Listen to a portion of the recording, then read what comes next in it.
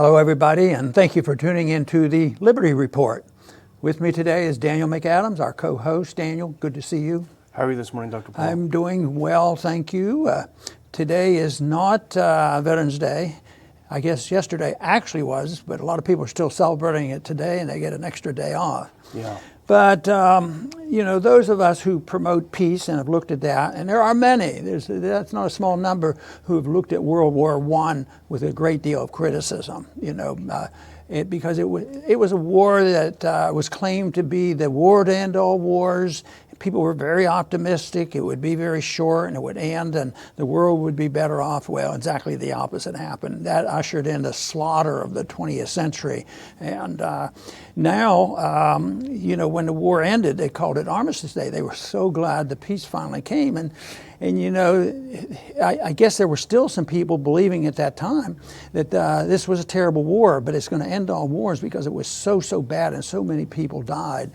Yet that didn't seem to happen. The conditions continued because they never really solved the problem of why they got into the war. I think the biggest challenge for American citizens is to overcome the propaganda that so many of us had been exposed to. I certainly was exposed to it in my grade school and my high school and movies and the whole work, that this was a glorious war, whether it's one or two, it was glorious and so wonderful because we went and rescued the world. But like World War I, nobody really ever questioned it back when I was younger. It's just been recent when people came and restudied that history and they found out, well, this isn't exactly what it was. Maybe Germany didn't all of a sudden have the tanks out there and let them roll, which was more what was happening with Hitler. But it was always assumed that that the Germans were the bad guys, and they didn't talk much about how the war was provoked by both England and France. So that's it got started under pretense, but it was so horrible and so ugly that people did hope and pray that would bring about peace. But unfortunately, it was probably just the first battle of a much bigger war or a continuation of a huge war. And of course, many of us believe that we should have never gone in, and Woodrow Wilson should never be a hero, and it led to the continuation of war because the Depression came and the Versailles Treaty was just terrible. Then all of a sudden, World War II breaks out. So it was a huge event, and in looking at it, I think the historians who say it was absolutely unnecessary, insane for the United States to go over there and participate at the last minute to participate in divvying up the loot, and that's divvying up the world and remaking the Middle East, which we're still living with. Yeah, that's absolutely the case, and we read a few pieces over the weekend about this and a couple pieces today. I think Justin Raimondo and Gilbert Doctorow on antiwar.com both had some important things to say, as did our good friend Eric Margulies. They all three of them wrote some great pieces, and I think if I could put them all three together, essentially, if I could say what they basically had in common is that we still don't understand what caused World War I beyond the propaganda, so we are condemned to repeat it. As history tends to be, and that is the case. And I think we saw it over the weekend with the celebration in France. What did the mainstream media cover? Whether or not Trump went out in the rain. Okay, maybe that's a big deal, maybe it's not. I don't think it's a big deal in the long run. There was a lot less reporting on what the French President Emmanuel Macron said, and I think both Doctorow and Raimondo did a good job of slicing that up and saying, he totally misread the whole thing. He blamed everything on nationalism. That's what started World War I, and it's rising again. Populism is rising again. We got to stand up and stop it, completely turning upside down the causes of the war. Yeah, and my argument there is nationalism can have many definitions. Defending a homeland and protecting property and keeping people out that come only to do harm and doing it illegally, to be called some vicious, aggressive nationalist and call them a fascist and a communist and all these things. It just isn't fair, because I think, I don't use the word nationalist, but I don't condemn everybody who said that they use the word, but it can be abused, obviously. Supernationalism is, dictatorial and that sort of thing. But, I find it interesting to think about why is it called Veterans Day now? It was Armistice Day, and it was praising the peace. But now, Veterans Day has very little to do with the peace or how we got into the World War I. It has all to do with super praise for our warriors. And the warriors, the military, are placed on high pedestal, and all you have to do as a veteran. I've been on the receiving end of compliments that are absolutely undeserving, and they make me uncomfortable. Thank you for your service. Well, my service was under a little bit of duress, but I made the best of it. But the big fallacy is that we are a free country because people like me became obedient, and we went and did these things, and we've avoided war, and we've protected our Constitution, we have protected our liberties at home, and we brought about peaceful conditions around the world. That's all malarkey. It's just not true, and yet most people believe that. But a lot of people, that have this super praise for the military and for the warriors are people. I find that the highest praise comes from individuals who I believe have a guilt streak in them, because they're the people who were the chicken hawks. And we ran into a couple. You see them on TV all the time. They're always promoting war, but they never had to go fight these wars. And they therefore have to super praise the people that do it, because I think it's tactically to their benefits to emphasize how holy the people are that go and fight these wars. At the same time, it distracts. I think personally, it distracts from their sense of guilt. My God, I didn't go, and it's a stupid war. It was worthless, had nothing to do with our Constitution and nothing to do with our freedoms at home. So therefore, then they turned it into this very aggressive policy of saying a military person can do no wrong. And I think that leads to a lot of confusion with our military people who come back home, and we've met them, there's a lot out there, and I like to praise and look at and encourage the military people who come back and say, my God, what was I doing there? It didn't make any sense. And they come back and decide that war was so unnecessary. And look how it's cynically manipulated, this idea of Veterans Day now. And here's just one example. In the NFL, they've had this salute to service hashtag that they've been promoting for a couple of weeks.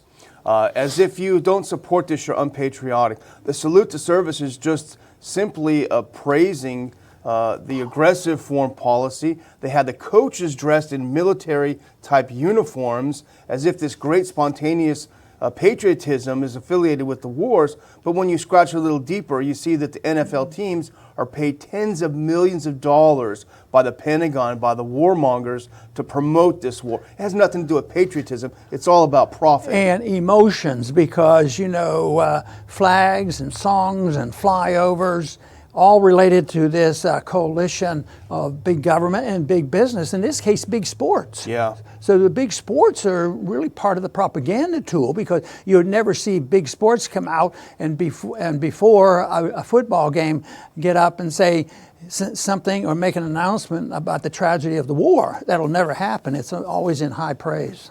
Yeah, and you're not going to see some of these poor young guys who've been blown up. Maybe you'll see a leg off, but you're not going to see some of the horrific injuries, not even the physical, but what about the psychological injuries? We just had a terrible tragedy, a guy coming in and shooting a bunch of people.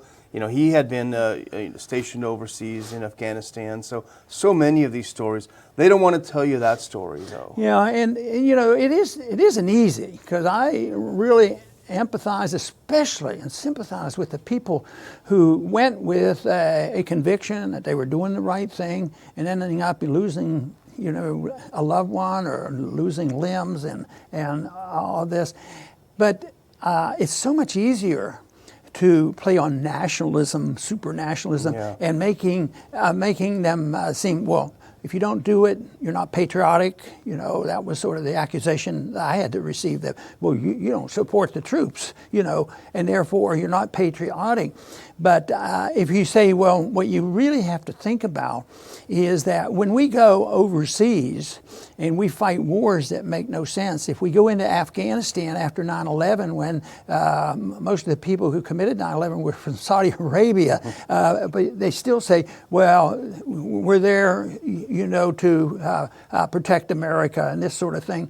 But they say we're not the defenders. They say we not only defend our freedoms, but we defend the freedoms of the world. And the whole purpose is to keep the bad guys out of this country. And it's always the people overseas, regardless of what they have done or what the fight is all about. All they have to do today is say they're terrorists. They're terrorists, and they have to be killed. And war against terrorism, which is rather sad. But they have the emotional high ground. They don't have the moral high ground, but the emotional high ground is there, and that is why you see the high praise. And it's something that isn't easy to combat. But I think what we do is the effort to combat this, to talk about what a free society is all about, and what brings about peace and prosperity, and what rights are all about, and that military operations to go out and aggressively say that we're going out to protect our liberties, it doesn't make a lot of sense. And I have been optimistic when I get to talk to young people, and in a sensible way rather than with the demonstration. They seem to be receptive to this idea, and for that reason, I think the message is powerful enough to overcome the false propaganda. And on what you were saying earlier, I mean, you really can't blame, for the most part, you can't blame these young people that go off and join and think they're going to serve the country. First of all, most of them have come up through public schools where they've been propagandized for 12 years at least on state worship, given phony history and state worship. And then for the most part, they've been brought up on the mainstream media. The mainstream media is a propaganda machine, as we know.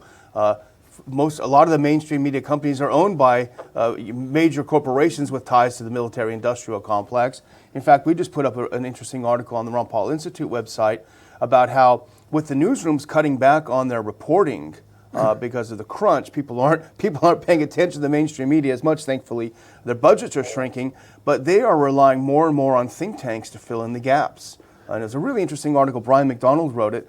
But what they're doing, since they don't have correspondents overseas, they're getting their info from places like, believe it or not, the Atlantic Council, the German Marshall Fund, all of these think tanks that are not putting out policy papers. They're actually trying to influence the news, and they are funded by the military-industrial complex. Some of our most popular programs have been when we've had correspondents, honest correspondents, over there, even reporting from the Middle East and telling us what's been on. We've had our largest audience because people are starved for this, and I wish we could have more, but they're not the ones that are going to be reported on our national television. So I think we'll make every effort to continue to do that. But the other thing that's happening right now, which is it's always been there, but it's worse and it gets scary, and that is the total callousness against individuals, civilians being killed.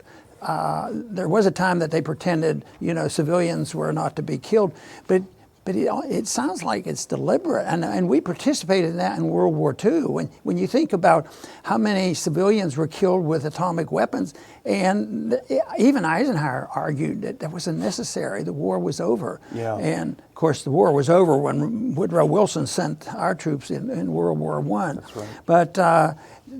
But Pompeo just recently said something that would go along with Madeleine Albright. Well, if that's the price you have to pay, and Hillary has made statements that way too. Well, this is just necessary to do it. But Pompeo said, well, in a way, he said, well, if they don't do what we tell them, we're going to starve the kids. Yeah. He didn't say it in those words, but that's what he was actually inferring. Exactly, and that's hence the subtitle of our show today, Lessons of History Are Unlearned. We still haven't learned from history. In fact, we're going in the wrong direction. There was a sense in the time of World War I that civilian populations were spared, that the war was confined to the trenches, and that did all change with the 2 atomic bombs, with the firebombing of Dresden and other places. where really it was the civilian populations that were targeted. And that's what we have now with our sanctions policy. And as you pointed out in your piece today, it's just that we're being a little bit more honest about it now. Pompeo said, yeah, they got to decide if they want to eat or not. So it's we're being a little more honest perhaps these days, but that hasn't really changed. You make the point a little more honest, but that's a little scarier. Yeah, that's true. That such a horrible truth can be accepted casually, but I think that is the case. No, but that's just going to go by people. No, not many people will care, and why don't they toe the line? And don't you know that Iran has the greatest amount of terrorists of any country in the world? So that's why we have to be on Saudi's side, because they're against those Iranians, and and then we support this one side. But even the war against the Yemenis, that's still going on, and that is a little bit schizophrenic, as our CIA is planning more and more atrocities against Yemen. At the same time, we make the announcement because there's been some publicity against our alliance with Saudi Arabia. Oh, okay, we're not going to fuel your planes anymore. We're going to hire out a contractor. Because they are dependent on us for their military operation. There's no doubt about that. Yeah, and it was making a big show after the Khashoggi killing that we're going to stop doing this. But then this thing leaks out that the CIA has been instructed by the president to begin covert operations in support of the Saudis. So it's all sort of a sleight of hand kind of thing. Mm-hmm. Well, I think that things haven't changed. I think that our attitude should change, because right now we've become more aggressive. We're defending an empire, and the American people seem to enjoy that. Even the people who say too much, too much, too much. But I do believe in a presence of our troops to maintain peace. They are sort of schizophrenic on it, and so as long as we do good, we can do bad. If we're using our power, to make sure that we pick the right dictator. And so that's ongoing, but it's also very difficult to understand. Indeed. And I would just end with a warning. This is based on the three pieces primarily that we wrote. And I think it makes a very good point that misreading history, misunderstanding history, perhaps purposely distorting history, has dangerous implications. World War I was not started by the nationalisms and the populism, as Macron would like us to believe. In fact, it was started by the arrogant elites, particularly those of the UK, who wanted to maintain what was, in all its essence, a dying empire. They wanted to keep other countries from rising and competing with it economically. So it shows warfare to keep these rising countries like Germany suppressed. The parallels with today are obvious. The U.S., unfortunately, because of our decades of interventionism, are becoming a declining power at home and overseas. And so you see this same kind of motion where doing everything we can to prevent Russia rising, China rising, rather than cooperating, trading with them so that all ships will rise. It's the same mentality that led us into World War I, and that is the real danger. Dr. Paul? Very good. The opposition to what we're trying to do in our program of peace and prosperity is to overcome those who are in charge, because the people in charge haven't changed their attitude. And they're conservatives and liberals, but they both endorse a form of collectivism and the use of government force for different reasons or different countries, and they continue to do this. But I think the real motivation that they have, ours may be, and it is, for peace and prosperity and identifying personal liberty, believing that will create the greatest amount of wealth and prosperity for everybody. But the other side have been very good at protecting their interests, and their interests are power and making a lot of money. And unfortunately, they've been pretty good at it. And if you think about the military-industrial complex, very, very powerful. If you think of the influence of the deep state, the military-industrial complex, and those people who believe, maybe they're not looking for a lot more money, but they really believe in globalism and that we have this moral duty to spread American exceptionalism, their brand of it. They may have a sincere belief in that, but they all accept the principle of use of aggression by the government to mold what they want and how it will help them. And it's not for the purpose of enhancing the personal liberty of individuals. Because if you enhance the personal liberty of each and every individual, boy, there's not a whole lot of fighting going on. There's none of these internal domestic fights going on through groups vying for the special interests and for the handouts. So that is what people don't understand, that personal liberty and tolerance of other people. As long as people accept one law and one rule, you can't use force to force other people to obey your rules. You can defend yourself if somebody's attacking you, but no more than that. And right now, unfortunately, when people look at our policies, domestic and foreign, because welfareism and providing benefits in the banking system, that's the use of force. The tax code and all the other things they do, that's the use of force. So they endorse the use of force, and then they pretend, they brainwash themselves that they do it for the good of the people and good of society. Well, it doesn't work, and that's why we have so much conflict in the world. I would like to see more people concerned about individual liberties and also the rejection of the use of force to bring about changes. I want to thank everybody for tuning in today to the Liberty Report. Please come back soon.